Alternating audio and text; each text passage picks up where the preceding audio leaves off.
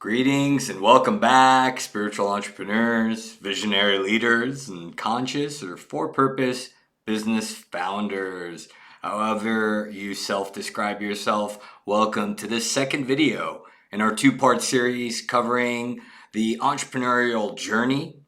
And if you happen to have stumbled upon this video and you have not seen the first video of this series on this YouTube channel, please do go back and review so you're up to speed on the first half of what we cover on the journey. The link is conveniently placed in the description below. And if you already haven't, feel free to subscribe to my channel, make sure the notifications are on, and share this with the intention that other leaders may benefit from these resources on my channel. And if you are also interested in some business wizardry, as I call it, make sure you follow me on LinkedIn, as well as check out my other websites and platforms that I'm on. So let's dive in, shall we?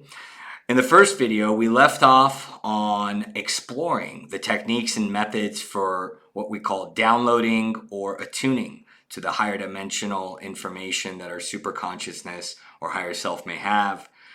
Talking about how to seed your vision, bringing it into form, starting to crystallize the information that you receive through these various techniques that you can, again, go back and review in the first video, along with some very potent gifted resources. So we'll pick up on refining what we called this ball of clay from the initial video, this developing of the themes of your mission, your vision, your purpose, and then discuss and explore how that translates into a business to build the infrastructure and grow your business baby. And to recap, you can go ahead and check out the screen and we'll flash an image of this overview of the spiritual entrepreneur journey.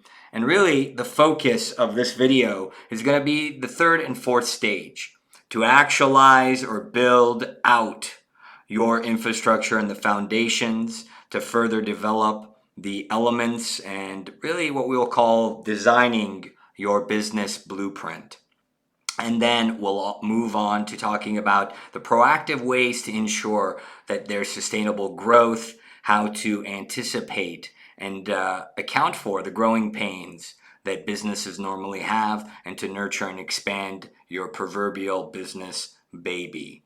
So this is going to be a more nuts and bolts talk, which kind of builds upon the first video, which was more of the, shall we say, energetic principles. So when we start to talk about actualizing, we're really talking about this birthing of the foundation. And it's about, again, spiritual and strategy or soul and business coming together.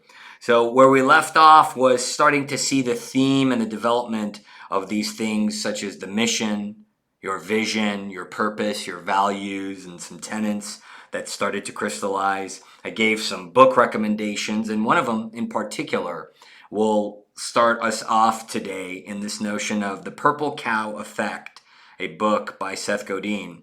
And really, we start to look at and explore this very potent prompt that I want you to write down. How does this passion or this theme that started to crystallize after the techniques and methods and reflection or gestation period of the first video, how did what you started to define and put together, how does that meet or serve a market need? So now this takes us into the foray of branding and market research, so to speak, to figure out how your essence, your flow, your passion, your calling, your mission, again, however you choose to define it, how that by studying the market, what niche and how what you do fits and meets the needs and the gaps in the market. So again, a little bit more of a practical analysis, more of a pragmatic approach. So how does what my passion, my purpose, my mission is, my essence, how does that meet or serve a market need? So go back to The Purple Cow if you haven't already checked it out. As I gave you a couple of book recommendations at the end of the first video, you can digest that. And it's really beyond branding. It's about learning how to wrap this business, this spiritual entrepreneurship business, whether it be a business that will be a service-based business that you'll be doing as a consultant or a service provider, or whether it'll be a product or something that you physically, tangibly produce, let's say something in the marketplace. Whatever it may be, it's about wrapping the marketing, wrapping it around your essence and really making sure that you're true and aligned with your essence. So once you start to do that, once you start to look at, okay, how does what I'm here to do, my passion, these semblances that I'm getting crystallized, how does that fit into what the world needs right now? How does it meet the needs or the gaps that we see? And with a lot of what we're going to talk about in this video, you want to think ahead of the curve. You don't want to think about what will the needs of my potential clients or those that will hire me be now. You want to look at what their needs will be in the future and have that foresight and really push the boundaries forward. So this actualizing, bringing it into form, really starting to sculpt that ball of clay is centered around looking at the marketplace, starting to really reflect on what will my branding be? How do I wrap this notion of what I'm offering around my essence, around my calling, and be aligned in that way? Once you do that, you start to then move on to what many in the venture capital and the, so to speak, funding of businesses and startups call a minimum viable product, or an MVP. So once you start to get a feel for what your branding will be, what will your marketing kind of look like, what is it that you will be offering, is then the next phase of this stage or this development. So you start to look at, okay, well, how do I productize it? If it's a service, how do I make it into offerings? What will my offerings look like? If it is a product, what will the minimum viable product look like?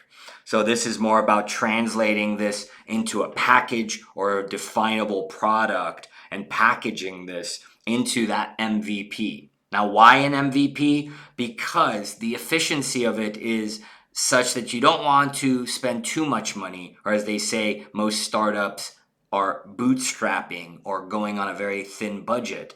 So you create the minimum viable product and you essentially get something that is doable, viable, that you can stand behind, that you have integrity for, and that you literally can get out into the market, and eventually you scale and you add and build once you start to generate capital.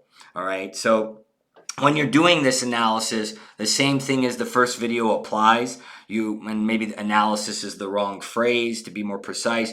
You want to do this from a place of auto writing, a place of transcending your intellect, really brain dumping, as I call it, the categories, the buckets of the services and offerings. So a lot of free association and starting to really brainstorm, as it were. So looking again at how do I meet a market need, which is really the branding, starting to then define what will it be? Will it be a service or product? How do I make that into an MVP? How do I package that? What will that look like? And once you start to do that, you really venture into more of a traditional business development foray. And your business baby starts to really take form in this reality, and it really starts to materialize. Now, as we did with the first video, I will provide a gifted guided visualization along the theme of what I wanted to pause and put in here as a parenthetical.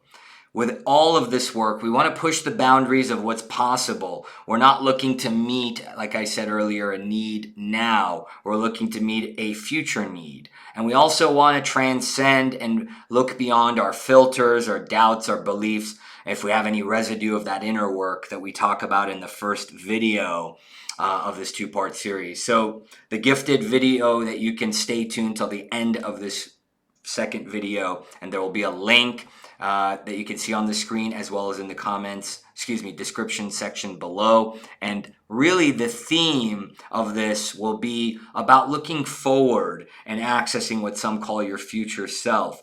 Because in essence, our higher self, our super consciousness, our greater knowing knows what our business vision will look like. And this gifted visualization will show you and allow you to access more of a understanding at a subconscious and superconscious level of what your business will start to take form as down the line. All right. So wrapping up this actualizing and building stage, let's move into something that is very practical and is very much on a more nuts and bolts basis when we start to grow and scale this business baby.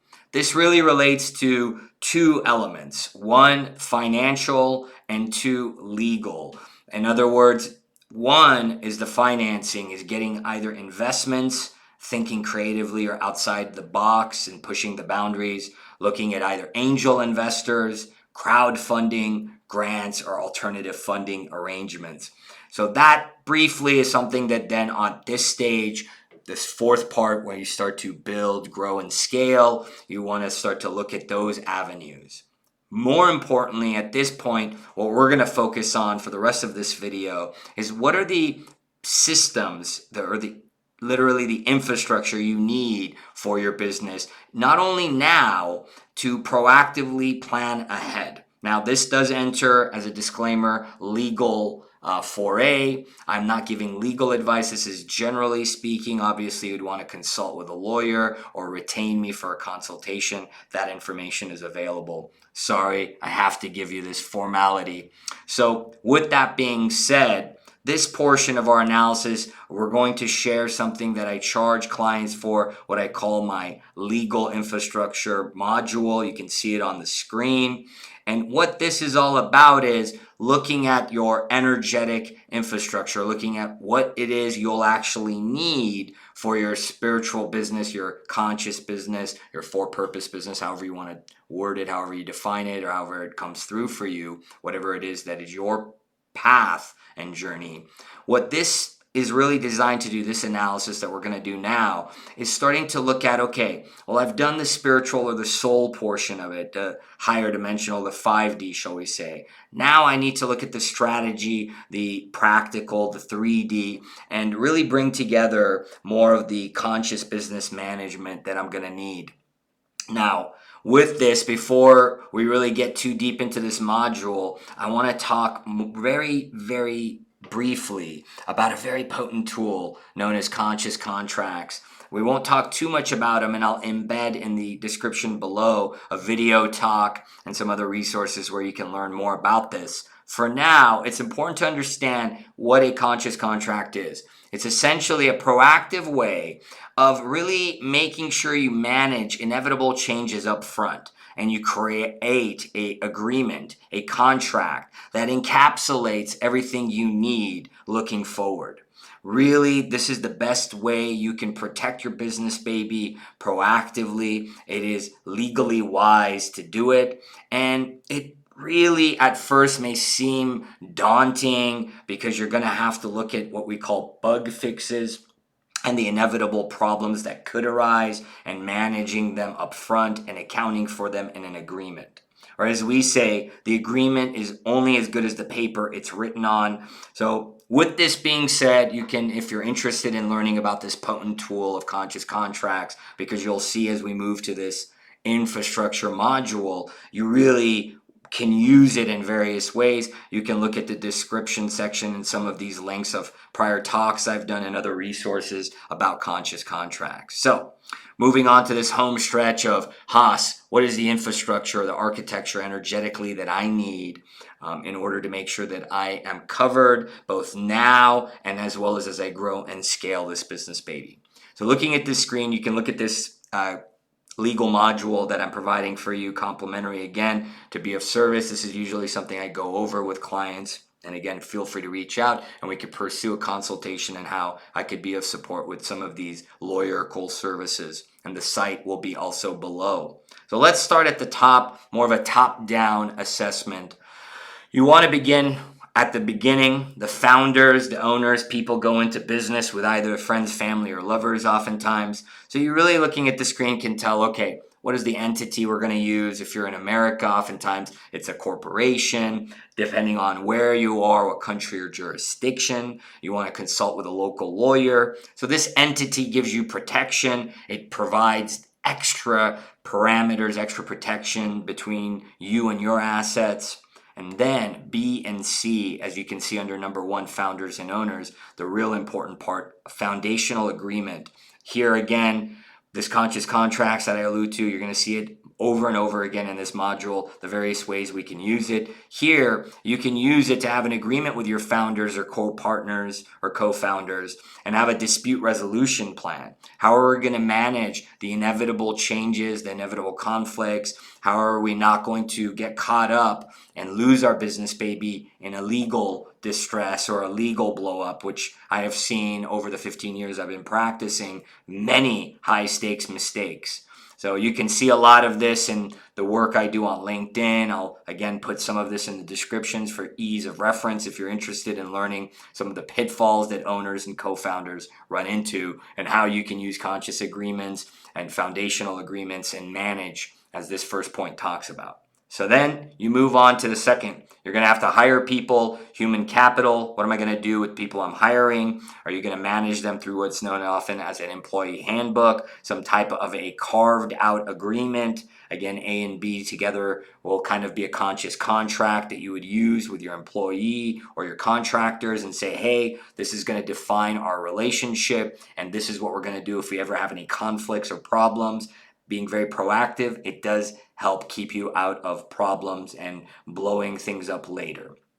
So moving along to the third, defining your client relationships. I see this quite often, especially in the spiritual entrepreneur healer space. People don't have any agreements, terms and disclosures, any limiting of liability. So under this, you can see the various things you're going to want to look at. How am I going to handle complaints? How am I going to handle the user experience? Feedback mechanisms are always a good way. Number two, if you're online, do you have sales terms and privacy disclosures?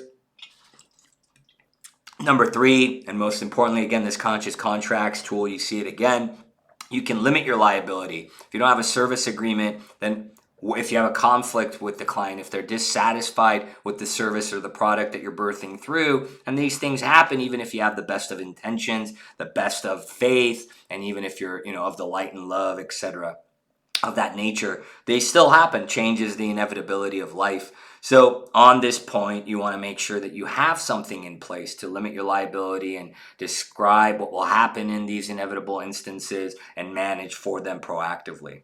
The fourth point kind of dovetails that. That's the managing vendors or consultants. Same things. You can see, is it going to be an exclusive relationship? Are they going to run with your IP? Could they work with your competitors or other people in the market? How are you going to handle disputes? Are they going to be responsible if they mess up somehow? And then this limiting of liability and sculpting it through a conscious agreement. The fifth, sixth, and seventh points, we're going to breeze through. I'm going to highlight the sixth. The fifth is really insurance risks. How are you going to manage them? This depends on your finances, investments, and capital. If you do have the resources, it's always prudent and advised, depending on who you talk to get some type of insurance and be mindful of what's covered and what is an exclusion, which means what's not covered. Now, the sixth point, intellectual property, basically means as a service provider these days, what you create, your capital, is basically your intellectual capital. And so are you creating a process? Are you creating something that can be patented, copywritten, or trademarked? Something that can be literally an asset of yours. Many people are either copying or regurgitating and they don't actually have the permission. And when they go to scale or really hit the proverbial gold mine, they realize that they have these legal pitfalls and they don't actually own what they thought they owned, or they don't actually have any IP because they've piecemealed somebody else's together or synthesized it. So, this goes to the second point. You got to really protect your proprietary information, your capital. And this is really so you have something of value. Because if you don't have these things, then what are your assets? So again, this is a little bit more of a practical analysis as your business baby grows, and the why. You can reference the first video on why am I even teaching these things to this community, so to speak. And then lastly, the regulatory compliance. So depending on whether you're going to go global, where you're at in the country or state or municipality or county, etc. Are there any licenses you need? If you're a healer especially, what are the rules that govern that? Etc., etc. Regulatory permits is the last thing. So these are the various ways you can look at the legal infrastructure, the energetic infrastructure that you're going to need as you grow this out and really push through in growing this in a way and building this foundation and infrastructure in a way where you have the longevity and the sustainability. So, as we kind of wrap this video up, this two-part video, I hope that not only did this give you a purview and an overview of the entrepreneurial journey for whether you call yourself a spiritual entrepreneur, visionary founder, or somebody that's in this for purpose or conscious business owner. I hope and intend that this served you in the way that it was intended to. Make sure you stick around for the link to the Future Self Guided Visualization gift. And again, if you already haven't, make sure you check out the many tools and resources available for you on my channel. And if I can be of support on this journey, please do email me at the contact information listed below. And you can also go ahead and stay, like I said, for the guided visualization. Wishing you lots of prosperity, blessings, and clarity on this final stage of your entrepreneurial journey. I'm Sadeghi, and I look forward to either hearing from you soon or being of support on your journey as it unfolds. Take care for now.